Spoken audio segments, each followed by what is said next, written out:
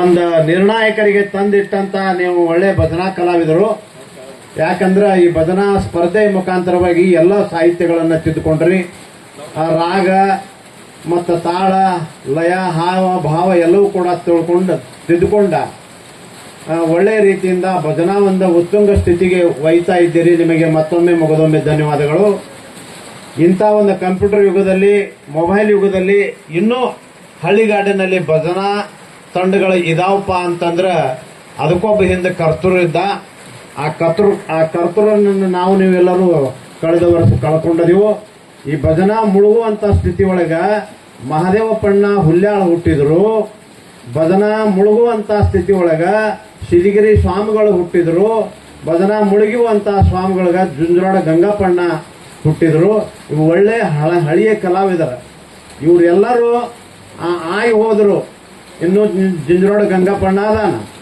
ಅವರು ಆಗಿ ಹೋಗೋದ್ರಿಂದ ನಿಮಗೆ ಇನ್ನೂ ಭಜನಾ ಮಾಡುವಂಥ ಒಂದು ಅವಕಾಶ ಇನ್ನೂ ಉಳಿದೈತಿರ್ಲಿಕ್ಕೆ ಏನಕ ಅಳಿಸಿ ಹೋಗಿತ್ತು. ಆ ಮಹದೇವಪ್ಪಣ್ಣ ಹುಲ್ಲಾಳಿಯವರ ಅವ್ರ ಬಗ್ಗೆ ಹೆಚ್ಚಿಗೆ ಹೇಳುವುದೇನು ಅವಶ್ಯಕತೆ ಇಲ್ಲ.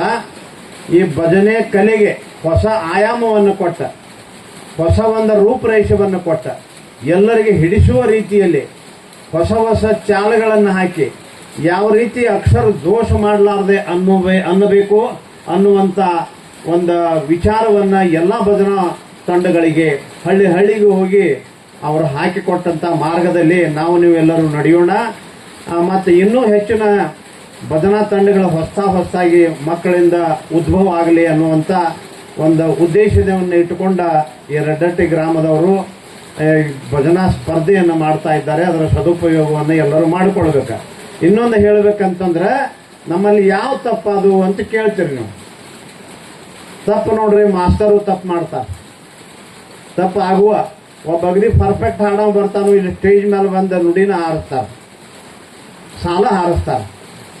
ವೈಯಕ್ತಿಕವಾಗಿ ಹೇಳಕ್ ಬರಂಗಿಲ್ಲ. ಆದರೂ ಕೆಲವೊಂದು ಲೋಪದೋಷಗಳನ್ನು ಯಾವ ರೀತಿ ಒಂದು ಕಲಾವಿದ ಮಾಡ್ತಾನೋ ಅನ್ನೋದನ್ನು ನಮ್ಮ ಅನುಭವಿಗಳು, ಭಜನಾ ಕಲಾಕಾರರು ಹಾಗೂ ಶಿಕ್ಷಕರು ಆದಂಥ ಕೈಲಾಸ ಮಧುವಂಶರು ಎರಡು ಮಾತುಗಳನ್ನು ಹೇಳುತ್ತಾರೆ.